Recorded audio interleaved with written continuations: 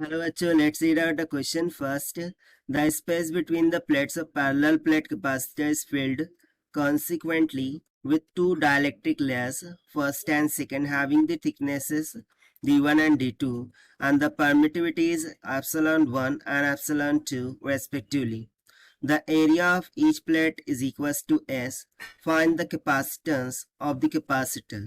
So यहाँ पर basically जो पैरेलल प्लेट कैपेसिटर होता है उनके बिटवीन में जो स्पेस है उसमें इसने क्या कर दिया है, दो डायलेक्ट्रिक्स को इंसर्ट कर दिए, उनकी थिकनेस d1 d2 दे रखा है और परमिटिविटी एप्सिलॉन 1 एप्सिलॉन 2 दे रखा है।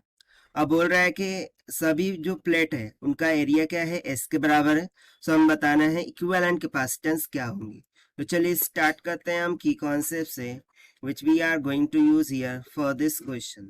सो जब कभी आपको इक्विवेलेंट कैपेसिटेंस की बात करें सो उसका फॉर्मूला हो जाएगा simply the area of the plate multiply by epsilon not, ये तो परमिटिविटी ऑफ एयर होता है, डिवाइडेड बाय डी इफेक्टिव। ना यहाँ पर डी इफेक्टिव क्या है, सो बेसिकली ये जो पैरेलल प्लेट है उनके बिटवीन में जो स्पेस होंगी, ठीक है, उसका इफेक्टिव डिस्टेंस होगा।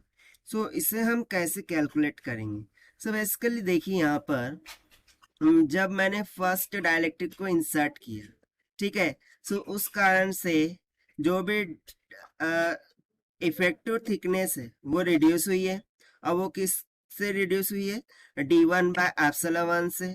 और जब मैंने सेकंड डायलेक्ट्रिक कांस्टेंट को डाला सो उस कारण से जो थिकनेस है वो रिड्यूस होंगी d2 बाय एप्सिलॉन 2 से। सो यहाँ से मैं d इफेक्टिव कैलकुलेट कर सकता हूँ, that will be equals to कितना हो जाएगा, d1 by epsilon naught d2 by d1 by epsilon 1 d2 by epsilon 2 से। सो बस हमें यहाँ पर क्या करना है, डी इफेक्टिव की वैल्यू सब्स्टिट्यूट कर देनी है और जो प्लेट थी उसका एरिया में क्या बोल रहा है, एस के बराबर। सो यहाँ से जो इक्विवेलेंट कैपेसिटेंस होंगी that will be comes out equals to S times of epsilon naught divided by D effective हो जाएगा। डी इफेक्टिव की वैल्यू सब्स्टिट्यूट करेंगे, ये हो जाएगा S times of epsilon naught divided by d1 by epsilon 1 plus d2 by epsilon 2। So यहाँ से C equivalent this will be equals to कितना आ जाएगा, S epsilon naught epsilon 1 epsilon 2, ठीक है, डिवाइडेड बाय यहाँ से हमने क्या किया है, क्रॉस मल्टीप्लाई किया है। सो ये हो जाएगा d1 epsilon 2 plus d2 epsilon 1, और यही हो जाएगा हमारा आंसर जो कि हमने सॉल्व किया by using conceptual formula of C equivalent से।